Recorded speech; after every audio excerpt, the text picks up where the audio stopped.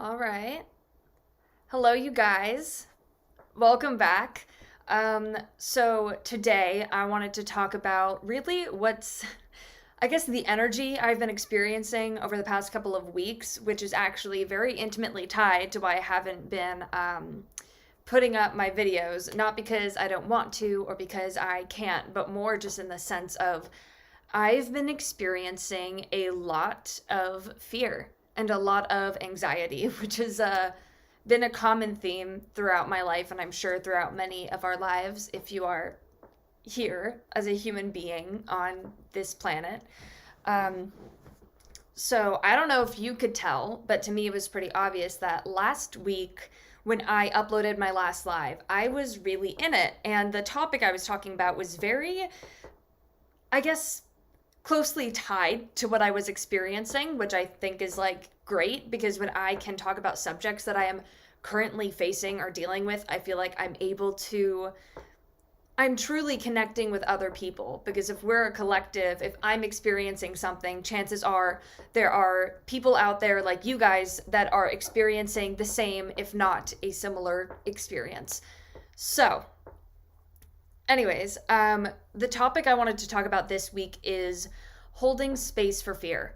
And this is because obviously last week I talked about how when it feels like we're going backwards, it's not that we're actually going back, it's that there are these qualities within us that may be seen as more dormant and they come forward.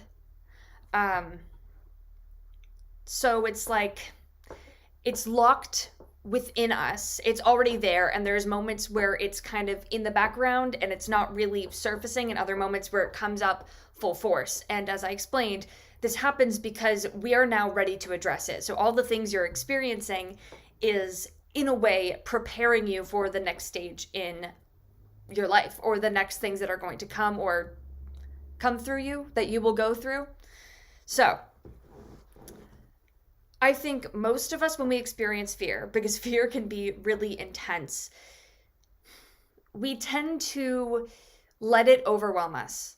And we tend to let it have full control over what we're doing, what we're thinking, the decisions we make. So, for example, this week in terms of filming a video, so my brother came back from college and our rooms are right next to each other. And if you can see over here, I have like a little kitchen area.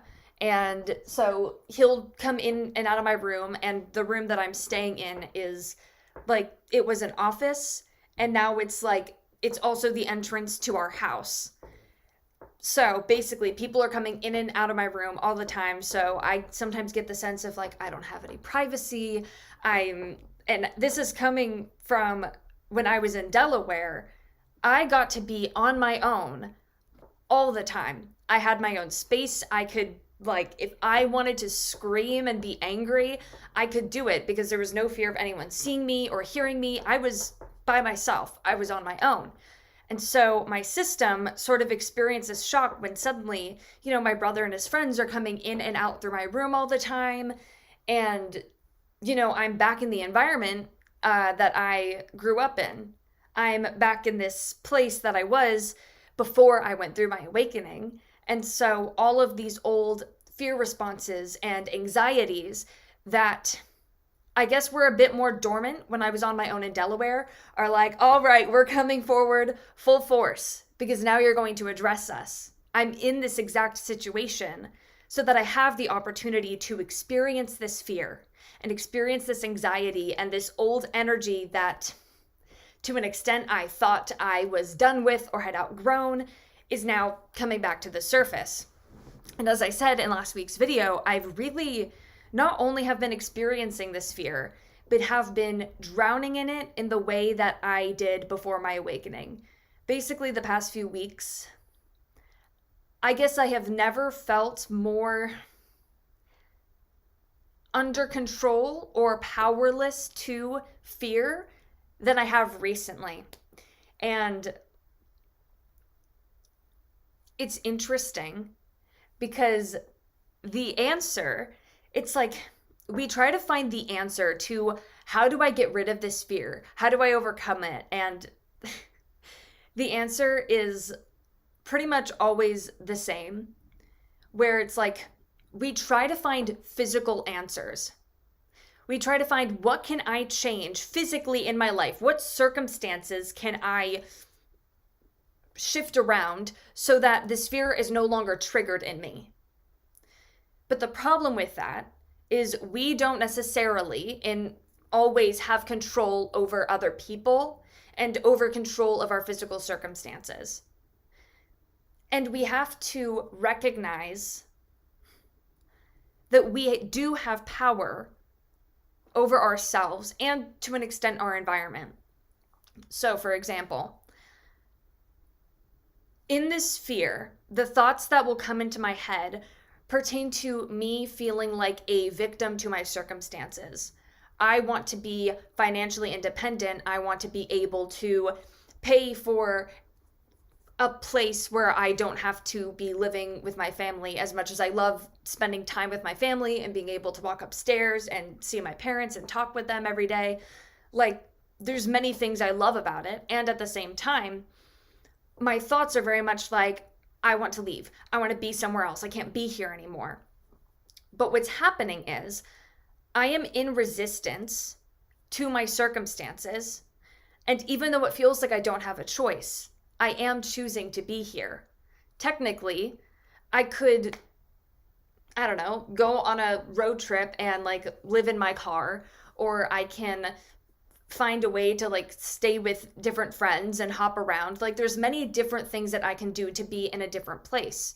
But the fact of the matter is, ribbit, I love that.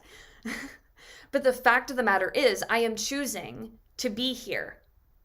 Even though it's like I'm choosing to be here based on other circumstances that are somewhat out of my control. When we are in a state of fear of, I need my life to look like this in order to be happy, or in order to not experience these feelings that I'm feeling. I forgot what I was saying. This is what happens when I don't have notes. I have to be here to be happy or to not experience what I'm feeling.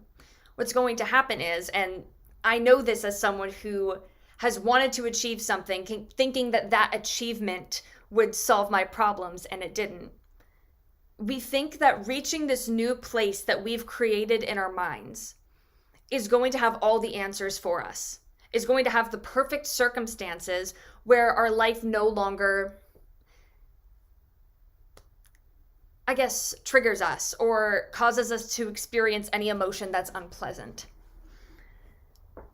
But if you think about karma and the way that energy follows you, it doesn't matter where you go, because the same lessons are going to keep coming back to you until you learn from them and respond to them differently in a way that's authentic and in alignment to you. So let me give you an example. A year ago, before I even made videos on YouTube, and I mean, I've wanted to create content for a very, very long time. I saw like having 10,000 followers as a huge accomplishment. And if I was there, like all of these amazing things would happen to me. Like, keep in mind, this is like before I've opened my mind, but this, I guess this voice in my head still exists, but it doesn't have as much power over me.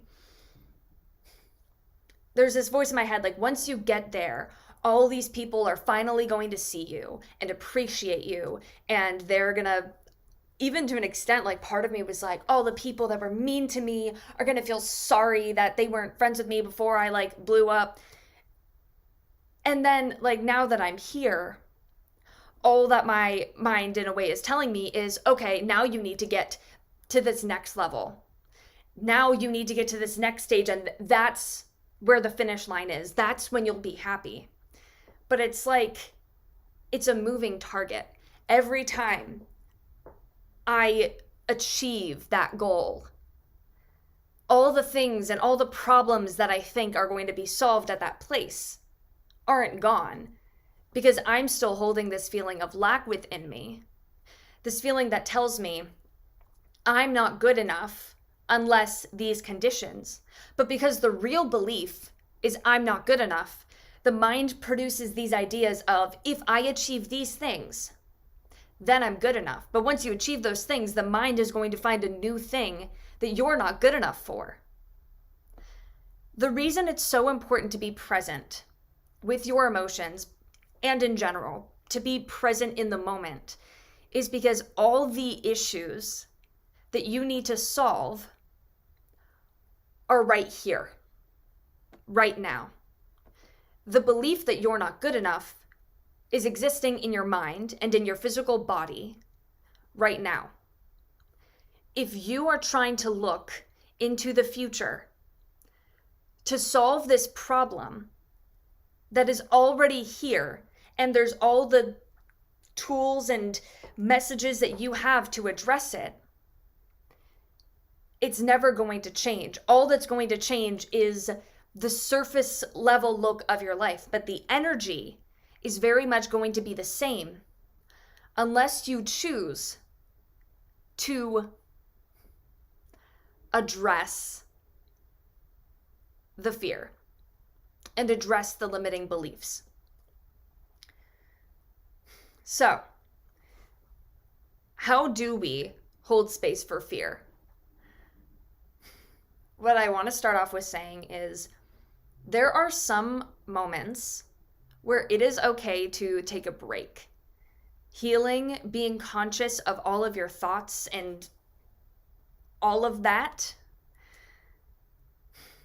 it's a lot of conscious effort, and it's a lot of work. And if you are constantly trying to figure out everything that is wrong with you, and you're not letting yourself take a breather, like you, for example, when I first went through my awakening, I did not listen to any music with any sort of negative lyrics. I wanted pure positivity because I wanted to only embody these like positive beliefs. And I do think to an extent that's very important to be conscious of the music you're listening to, because you can unconsciously start to inherit these beliefs. If a song, for example, says like, I hate myself, and you get that song stuck in your head and you're repeating that line over and over again, sure, consciously it's not creating that experience, but at a certain point it can be integrated. It's important for you to, what's the word? It is important to be conscious. But then if there's a song that you really love and there's a lyric or a word that maybe you don't believe to be the most positive, and you are rejecting this experience of letting yourself being taken over by the music and having this fun experience, you're missing out on what that experience could teach you in a sense, or you're missing out on authentically enjoying something. Another thing I want to say, I think I kind of went off topic, but it's okay. Another thing I want to say is I've also noticed that, like when I first went through my awakening, everything I watched online had to do with spirituality. Everything. I basically removed any other kind of content. And recently, I have watched some other forms of content, mostly like commentary channels, and a lot of their channels rely on judging others to create funny content. And I don't think there's anything wrong with it in the sense of you're not devaluing another human being, but that content still has a vibration. And the fact that I was very attracted to that content reflects to me that there's a vibration of judgment within me.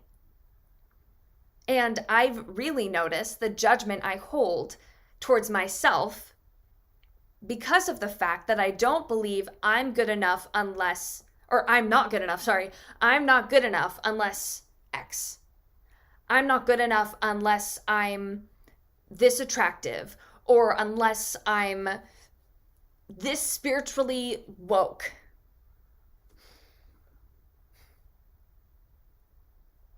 And what I know to be true is that if that vibration no longer existed within me, I would no longer resonate with that content. Sometimes when it comes, so going back to the beginning, I said many of us, when we experience fear, try to remove ourselves from the trigger. If I'm not triggered, this fear won't exist in me, and therefore I'm not going to be in this very uncomfortable feeling of fear or anxiety or lack or the idea that I'm not good enough. The problem with that is if you're avoiding this trigger, but behind this trigger are a multitude of gifts and are potentials for realities that are very much in alignment to you. If every time something triggers you, it triggers you and you back away, you avoid it, you cut it out, you're not going to learn from the fear. Fear isn't the enemy. Many of us in the spiritual community especially have learned fear is the opposite vibration of love. But also, we live in a world of duality. There's not white without black. There's not big without small. So if you are looking at fear and love through the lens of fear is bad and love is good, then whenever fear comes up, likely the reaction is going to be, how do I deal with this? How do I squash this? How do I make this go away? Instead of realizing that as opposites, they are two sides of the same coin. It's like when people with depression take medication, right, to help ease the symptoms. It doesn't only dull the negative emotions, it dulls the positive ones. And that's because it's two sides of the same coin. When you are trying to remove yourself from fear, to back away from it, you're also backing away from the opposite side of that coin, which is love. You're backing away from love. And that's not to say always do the thing that you're scared of. Like if you're scared of, like, I don't know, doing something like physically dangerous, like jumping off of a bridge, like good, you should be scared of that. Don't do that, right? Fear serves a purpose. Fear is not the enemy. The problem is, instead of us holding a space for fear, fear ends up being the space that holds us. And so we are constantly ruled within the limitations of fear. We're living within this bubble, and it's like, all right, stay in this bubble. This is like your comfort zone, right? And whenever you start to reach the edge of this bubble, if you don't know how to make conscious decisions outside of what your emotions are telling you to do, then you're just going to keep bouncing from wall to wall. And then you're going to ask yourself, why am I still in this bubble? Why am I still here? The reason you're still in this bubble is because you're not allowing yourself to hold space for it. So, another thing I want to say. So, over the past couple of weeks, as this anxiety has been coming up, and I guess I've been hypnotized by my thoughts more so. If you are a person that meditates pretty frequently, which I am, you know that when you're in meditation, there's moments where you watch the thoughts fly by and you're aware of them. And then there's moments where there's a thought that comes and you're like hypnotized by it and you go like into the thought. And the thought has a hold over you.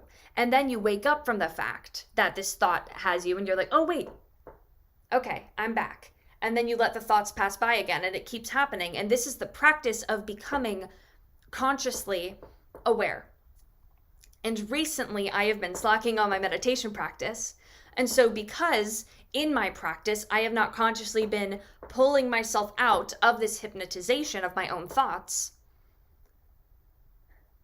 in my day-to-day life, these thoughts have had more control over me because I have allowed myself to become hypnotized by them.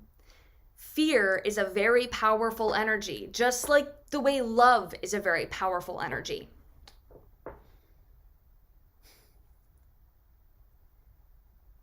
So it's easy to be hypnotized by the things that trigger us and that scare us. And the challenge is learning how to experience this fear and let the vibration of fear move through you without latching on to what it means and without latching on to this idea of the fact that it is true.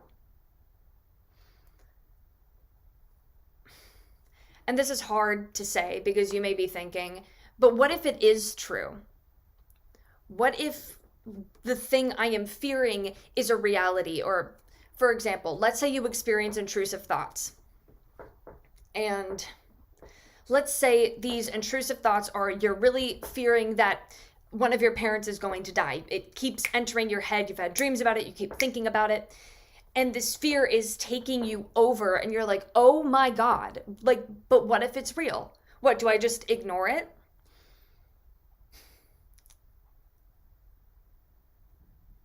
With fear, it tells us to avoid the worst case scenario. It tells us to back away from this trigger. But what if instead you accepted that it is a potential that this parent would die and not meet it with resistance, but with acceptance? I mean, because, for example, everyone is going to die at some point.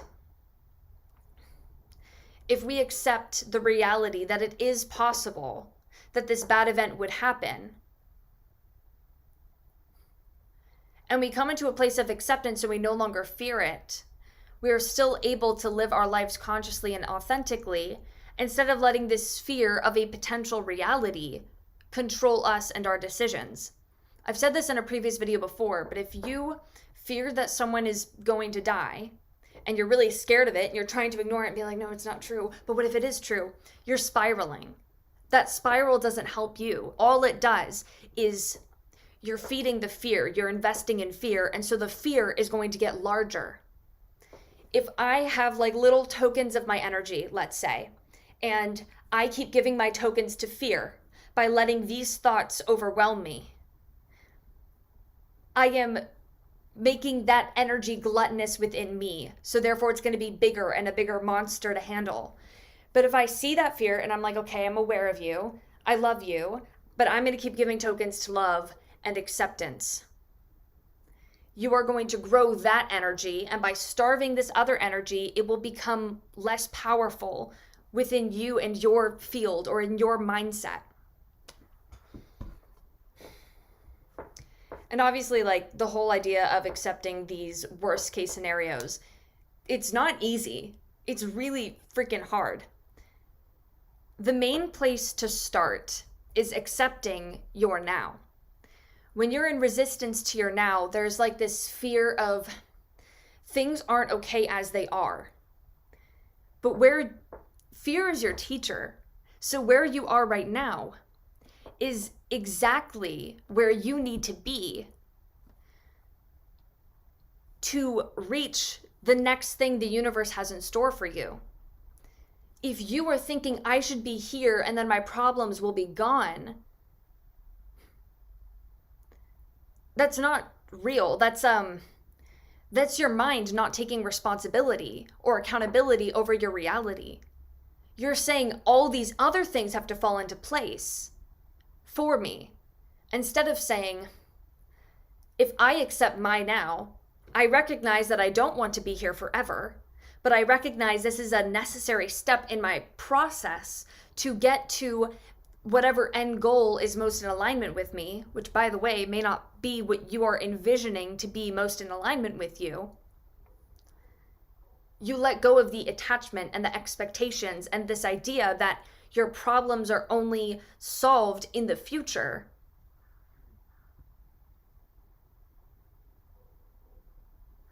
See, I can't remember if I started with this with the, like, which way I started it, but basically what I'm saying is if you are always looking to the future, then all of your now moments are going to be the same.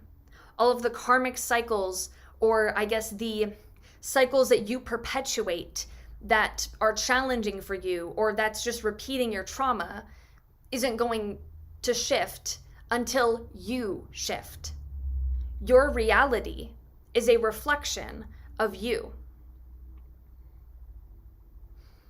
And if your reality is a reflection of you, that means that all of your circumstances are perfect to trigger the things within you that have to be addressed for you to get where you are going. If you read a book and every step of the hero's journey to get to the end result was just things working out, how much would that hero grow? How much would their character develop from beginning to end? They would just learn, oh, I'm perfect the way I am. And that's the thing. You are perfect the way you are. But what I mean is they would think, oh, I don't have these ideas or beliefs that may be limiting me. They would just continue with these same beliefs to that end point. If you believe that you're not good enough, then your reality is going to create this circumstance that triggers those feelings within you so that you can learn that you have always been good enough, that you have always been worthy of what you desire. But you can't have all that you desire if you don't believe you deserve it. And consciously, it's funny, we trick ourselves into thinking, no, I know I deserve it. I know I'm good enough. But then we have these thoughts in our head where we look at old photos of ourselves and you're like, God, I'm so stupid. Why did I do that? Oh God, I hate myself. Like, those two beliefs are existing in you at the same time. There are aspects of you that do know you deserve it, that do know you're good enough, but there's this other voice inside of you that is telling you the opposite, that is judging you, that is telling you you need to be different and you're not good as you are. Your authentic self isn't right, isn't good enough, shouldn't belong in this world. But if that's the case, then why do you exist? The trick is we are taught to think we're not good enough. We're indoctrinated in the system of fear. Same with our families for generations and generations. And so this fear is passed down and taught to us not only on the micro scale of the family, but the mass scale of the society. For girls, you need to look a certain way and you need to behave a certain way. I mean, same for guys, but I'm a girl, so I know my experience. Yeah. But these thoughts, these beliefs we've all been in this bubble of fear. And so being the one who takes a step outside is so terrifying because there's very few people around you who are probably doing it. Another thing I want to say is, as I've said with the moving target, or like the carrot on a stick, the carrot in front of the horse, whatever that thing is called. There's some saying for it or some label for it. I like calling it the moving target.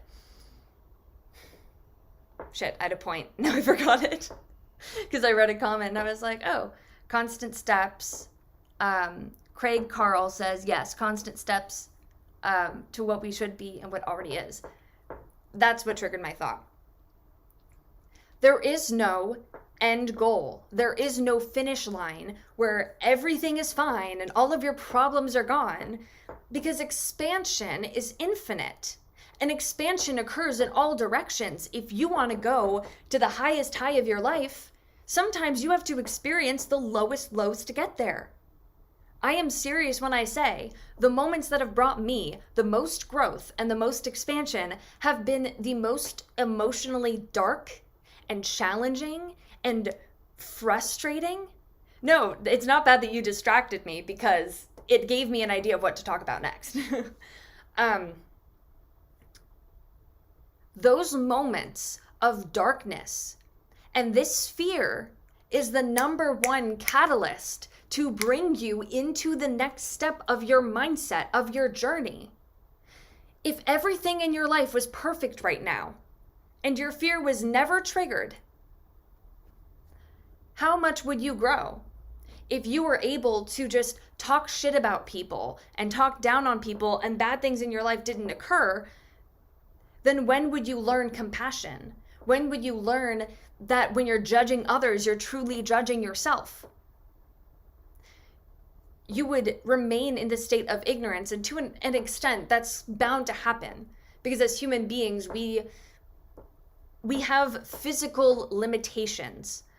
But we're here in this individual experience to understand these limitations and to, this is so interesting to say, but like become limitless within our limitation, to accept what is. Because this experience is like finite. Like think about a video game. When you're playing a video game with a character, you can't necessarily do anything you want. You can't do something that's not programmed into the game unless the character you were playing was a programmer, which I guess you could argue we are, but I digress. My point is, fear is a necessary catalyst into love. Ooh. Hold on. There's something else. There is definitely something else I want to say. And then we're going to wrap up. Right. I briefly mentioned this at the beginning of my video, but I wanted to bring it up now. Sometimes when we go through our spiritual awakening, and if you haven't gone through a spiritual awakening, even when, in general, when we start to become more aware of our thoughts and the way that we operate, many of us experience this period of bliss, this period of, oh, I figured it out. There's nothing wrong anymore, and I got this. La-di-da-di-da. Life is now going to be perfect. At least that's what happened to me. Not very smart. And I thought that I would never experience those. I didn't think I would experience my anxiety to the same extent that I did before, because I was living in a constant state of anxiety and I was a slave to my anxiety. But now, not right now, but throughout the past couple of weeks, that anxiety has been as intense, and in some moments even more intense, than it was before I went through my spiritual awakening. And so it's funny because even after posting that last video of like, you're not going backwards, my mind is like, but what if I am? What if I just lied to all of my followers? I am going backwards. And, I was again hypnotized by these thoughts. And I knew they weren't real. I consciously know that they're just thoughts that are entering my mind. And just because I'm experiencing this intense emotion, that doesn't make them true. Because I was in this state where I had been for so long, it's almost like I'm going backwards. I'm right back in that old energy that I used to be in. The difference is now, I know I'm not my thoughts. The difference is now, by, again, having this fear contain me, again, I am relearning with my newfound awareness how to experience this intensity of emotion and this intensity of fear and still be able to step outside of the boundaries of that comfort zone and hold space for the fear instead of letting the fear hold space and hold power over me. When we're in fear, we're like this. It's like the bubble is closing in on us and we're just like this, like trying to stay alive. But when we expand beyond that, we're going to experience a lot of discomfort. And then we hold space for that fear, and we love that fear, and therefore we're able to transmute it, and we're able to expand. I hope this made sense. Oh my God, that's the thing I said last time. Like oh my gosh. Sorry, I'm just like really enjoying that because last time I was like, I hope this is making sense. Because in that moment, I was way more in my fear. I was currently in that time, like expanding through the bubble. And right now, of course, the fear is still going to insert some thoughts and insert some programs. And I can let that filter through me. I can be a screen and let it come through instead of having a hand grab out and hold on to it.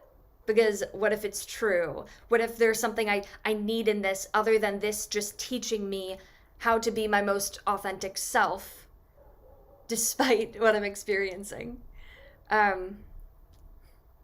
So, thank you guys so much for watching this live.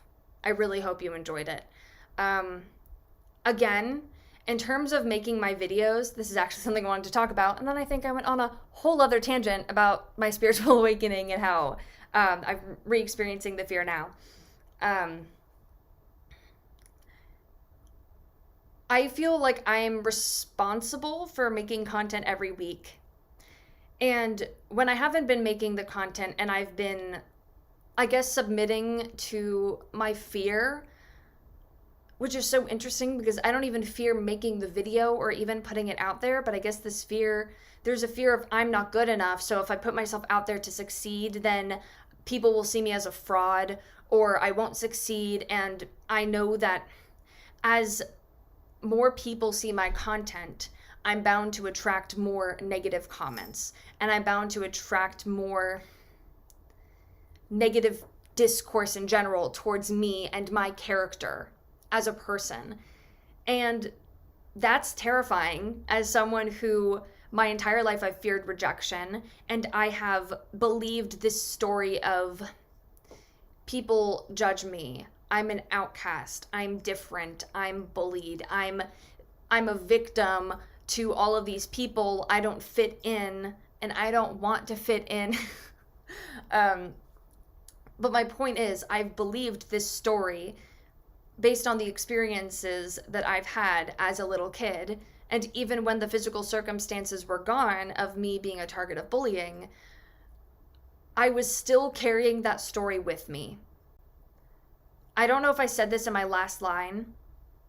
I don't know if I've said this in my last live, but the other day I posted a TikTok, and this was a TikTok that had a lot of positive feedback. And basically it was talking about you don't have to be spiritual to be spiritual. You don't have to do all the spiritual things to be an authentic, conscious being. And there was one person who left probably like 5-10 comments just being like, this is so stupid. Like, you don't know what you're talking about. I hope one day you wake up and realize that this is like, no. And I found myself, I wasn't actually very hurt by these comments because I'm like, I know my truth, and it's okay that you don't see my truth. But I found myself screenshotting these comments. And I was like, why am I holding, like, the moment I screenshotted them, I was like, why did I do that? Why am I holding on to this? Why do I believe I want to store this and file this away? And it's because my ego saw this as proof. It validated the ego's story of, I am a target of bullying. People will always judge me. I'm a victim to social circumstances. People exclude me. People don't care about me. And that's not what was consciously going through my mind, but it's that program, that story that I've been running for pretty much my entire life that led me to want to save this. So I went into my phone and I then ended up deleting the messages. But my point is, when we let these stories have so much power over us, and when we let these stories dictate our actions and what we do, we're not expressing our authentic being. We're expressing from a place of ego, from a place of our trauma, from a place of who we believe ourselves to be based on what other people have told us, based on the life circumstances that we have experienced, life experiences that we've experienced. That's a bit, redundant. But I love it. I think I say that all the time. I think experience is one of my favorite words, both as a verb and a noun, but especially as a noun. Right.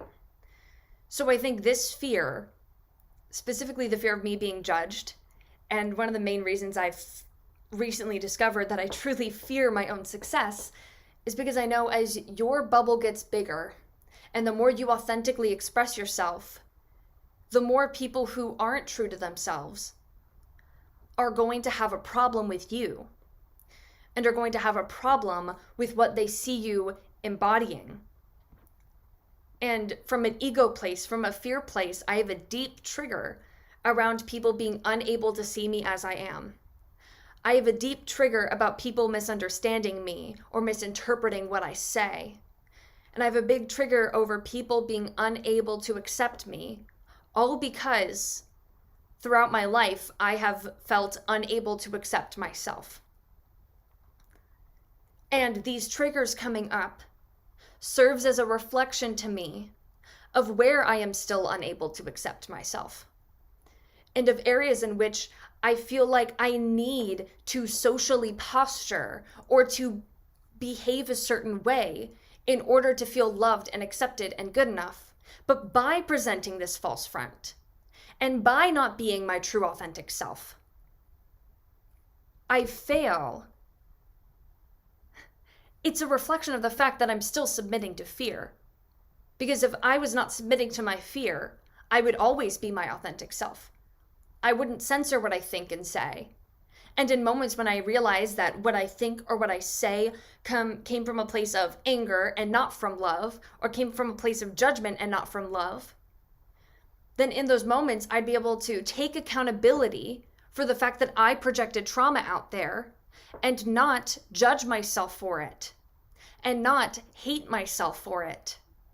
But instead, I have, in some aspects, not all, submitted to this fear, submitted to these beliefs I hold in myself, and therefore I have restrained these things out of this fear of judgment. And I'm not saying this means like you have to speak literally every single thing you think, because it's important to cultivate an environment that's safe.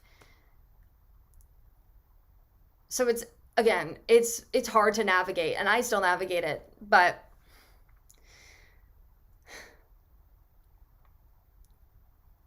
being your authentic self is the number way to know whether you are standing in love or not in that moment. And as I've said, this changes moment to moment. So anyways, before I go on like a 3-hour tangent, which I absolutely could and would love to do, I'm going to end this live. Thank you so much for watching. I'm excited to put out new videos. I mean, I literally did this live spontaneously because I was like, girl, I got this. I'm not scared. Even though doing lives is like 10 times scarier than doing the recorded videos. Like literally every time before I've gone live, my heart's been like boom, boom, boom, boom, boom. And then once I get here, I feel comfortable like speaking and talking as if I'm chilling with the homies, which is me. Because look, I'm looking at myself. Yeah, so I love you guys. Thank you so much for supporting me. Thank you for all your comments. I'm sorry I couldn't read them. My mind gets so distracted so fast and so easy, but I really appreciate all of you who came literally last minute, and the fact that Michael has been here the whole time since like the very beginning. Hello. Yeah, so thank you all. I love you, and have a good week.